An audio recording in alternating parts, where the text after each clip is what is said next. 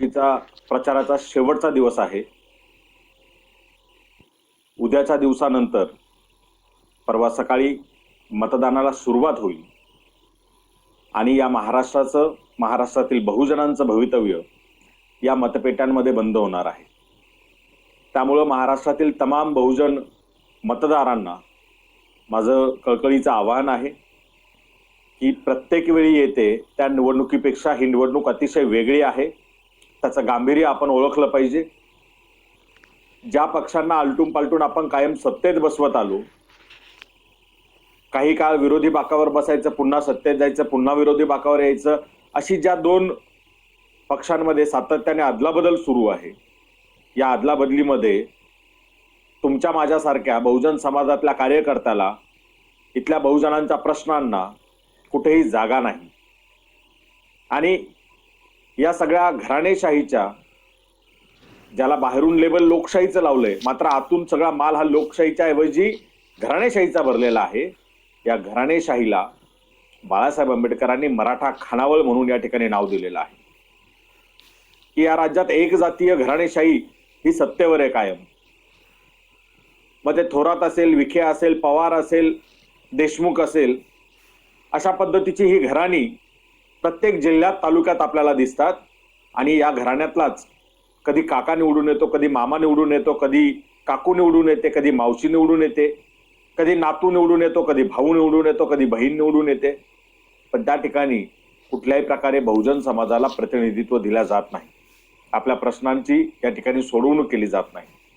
त्यामुळं आता ही संधी आहे. या 20 तारखेला डोकं शांत ठेवून, डोक्यात पक्का विचार ठेवून, वंचित बहुजन आघाडीने, या एकमेव पक्षाने या महाराष्ट्रातल्या या घराणेशाहीच्या, जातीयवादाच्या आणि धर्मांध राजकारणाच्या विरोधात शड्डू ठोकला आणि 199 उमेदवार मैदानात उतरवलेले आहेत. त्यामुळे सर्व मतदार बंधू भगिनींना माझं कळकळीचं आवाहन आहे, या 20 तारखेला गॅस सिलेंडर या चिन्हासमोरील बटन दाबून आपण वंचित बहुजन आघाडीच्या उमेदवारांना भरघोस मतांनी विजयी करायचा आहे. आपल्याला दिलेलं आरक्षणाचं जे काही संरक्षण आहे ते काढून घेण्याचं काम काँग्रेस, राष्ट्रवादी, शिवसेना, भाजपा या सगळ्या पक्षांकडनं केलं जात आहे. महायुतीचंही तेच धोरण आहे आणि महाविकास आघाडीचंही तेच धोरण आहे. ओबीसींचं राजकीय आरक्षण संपुष्टात आलं. अडीच वर्ष दोन्ही आघाड्या या सत्तेत होत्या, एकानेही ते वाचवलं नाही. आणि आता बाळासाहेब सांगतायत की जर पुन्हा एक जातीय सत्ता या विधानसभेत बसली तर ओबीसीचं शिक्षणातलं आणि नोकरीतलं आरक्षण सुद्धा संपवलं जाईल. SC STच्या आरक्षणात क्रिमिलेअर आणून मोठा समूह हा आरक्षणातून बाद करण्याचा डाव या ठिकाणी आणलेला आहे. निवडणूक लागायच्या दिवशी इथलं शिंदे सरकार, महायुतीचं सरकार हे क्रिमिलेअर लागू करण्याचा निर्णय घेतं, त्यासाठीची कमिटी फॉर्म करतं. आणि आज या क्षणापर्यंत, आज प्रचाराचा शेवटचा दिवस आहे, आजपर्यंत महाविकास आघाडीतील एकही पक्ष त्यावर ब्र काढत नाही. त्याचा निषेध करणं तर लांब राहिलं, कारण यांचा त्याला पाठिंबा होता. दक्षिणेतील 2 राज्यांमध्ये काँग्रेसचे मुख्यमंत्री म्हणतात की क्रिमिलेअरचा निर्णय आम्ही तात्काळ लागू करू, ते लागू करणारे आम्ही पहिले राहू. उत्तरेमध्ये, भाजप शासित राज्यांमध्ये तो क्रिमिलेअरचा निर्णय लागू केला जात आहे. जर तुम्ही एकदा आरक्षणाचा लाभ घेतला असेल तर पुढे तुमच्या मुलांना आरक्षणाचा लाभ घेता येणार नाही. तुमचं कुटुंब आरक्षणातून बाद होईल. म्हणजे तुमची जात तशीच राहणार, जातीवरून होणारा तुमचा छळ तसाच राहणार, तुमच्याशी होणारा जातीय भेदभाव तसाच राहणार. मात्र त्या भेदभावापासून दिलेलं जे संरक्षण होतं ते आरक्षण मात्र काढून घेतलं जाणार. आज जर जागे नाही झालात तर भविष्यातील पिढ्या त्या आपल्याला माफ करणार नाहीत. जर आरक्षण वाचवायचं असेल तर वंचित बहुजन आघाडीचे आमदार हे विधानसभेत निवडून पाठवल्याशिवाय गत्यंतर नाही. कारण या सगळ्या पक्षांनी आपापसात आपापल्या कुटुंबामध्ये सगळी सत्ता वाटून घेतलेली आहे. बाप भाजपकडनं उभा आहे, पोरगा राष्ट्रवादीकडनं उभा आहे, मेहुणा काँग्रेसमध्ये, पाहुणा शिवसेनेमध्ये, अशी सगळी ही वाटणी झालेली, ही विभागणी झालेली आहे. अशा कालावधीमध्ये मतदारांनीच आता ही निवडणूक हातात घेतली पाहिजे आणि निर्णय घेतला पाहिजे की इथल्या बहुजनांच्या हक्क अधिकारावर गदा आणणाऱ्यांना आम्ही कदापि माफ करणार नाही आणि पुन्हा सत्तेत बसू देणार नाही. सत्तेत जर आता कोण बसणार असेल तर तो वंचित बहुजन आघाडीचा निवडून गेलेला आमदार बसला पाहिजे, जो इथल्या वंचित शोषित पीडित बहुजनांसाठी काम करतोय. जोशाबा, ज्योतिराव शाहू आणि बाबासाहेब यांच्या अध्यक्षाने बनलेला ज्योताबा हा समतापत्र, हा जाहीरनामा, यात दिलेली जी आश्वासन आहे ती प्रत्यक्षात अंमलात आणण्यासाठी आपल्याला आपले आमदार निवडून पाठवावे लागणार आहेत. आपला शिक्षणाचा मार्ग यांनी बंद करायला घेतलाय, आपला रोजगाराचा मार्ग यांनी बंद करायला घेतलाय, आपल्याला आरोग्याच्या सुविधा मिळत नाहीत, आपल्याला कुठली सामाजिक सुरक्षा या ठिकाणी राहिलेली नाहीये. शेतकरी देशोधडीला लागलाय, इथल्या महिलांना सुरक्षा नाहीये, चिलेपिले आमचे सुरक्षित नाहीयेत. अशा या वातावरणात कुठल्याही जाती धर्माच्या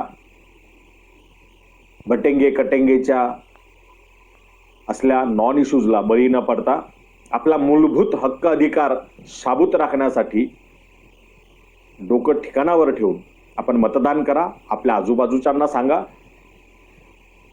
आणि जे कुणी या महाविकास आघाडीच्या आणि महायुतीच्या घराणेशाहीला वाचवण्यासाठी, या एक जातीय मराठा खानावळीला वाचवण्यासाठी, पुन्हा सत्ता त्यांच्या हातात देण्यासाठी राबतायत, मग ते पत्रकार असतील, ते वकील असतील, कवी, साहित्यिक, आंबेडकरवादी म्हणवणारे असतील, पुरोगामी म्हणवणारे असतील, या सगळ्यांना नाकारा.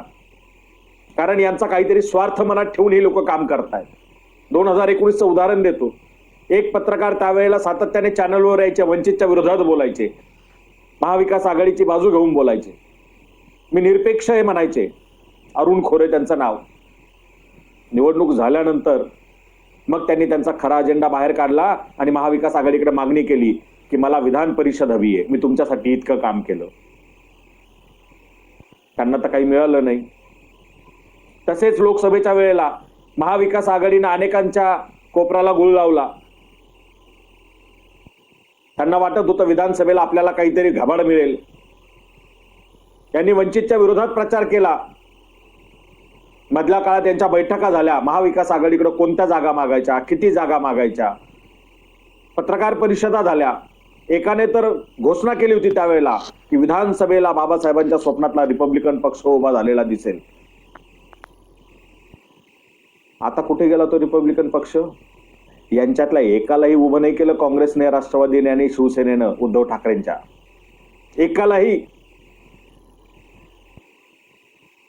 आता कदाचित यांना पुढची काही आश्वासनं मिळाली असतील की तुम्हाला विधान परिषद देऊ, महामंडळ देऊ, अमुक अमुक ठिकाणी नियुक्त्या देऊ, या संस्थेवर घेऊ, त्या संस्थेवर घेऊ.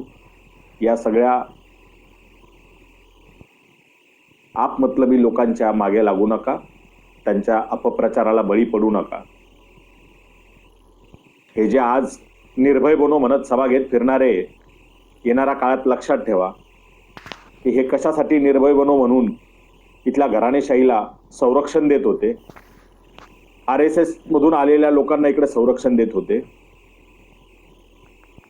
शिवसेना, काँग्रेस, राष्ट्रवादीची घराणेशाही वाचवण्यासाठी हे का सभा घेत होते हे आपल्या समोर येईल.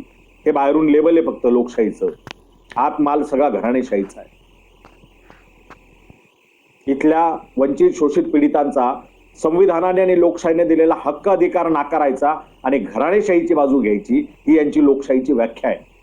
त्यामुळे या कुणाच्याही अपप्रचाराला बळी न पडता आपला मूलभूत हक्क अधिकार राखण्यासाठी आणि स्वायत्त स्वाभिमानी आंबेडकरी राजकारण जिवंत ठेवण्यासाठी आपल्याला गॅस सिलेंडरला मतदान करावं लागणार आहे.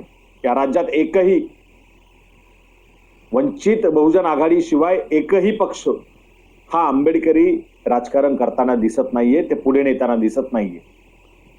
आणि हा एकमेव जो पक्ष नेटाने ते आंबेडकरी राजकारण पुढे नेण्याचं काम करतोय, त्या पक्षाला बदनाम करण्यासाठी अनेक जण सुपाऱ्या घेऊन काम करतायत. यांना योग्य वेळी आम्ही उघडं पाडूच.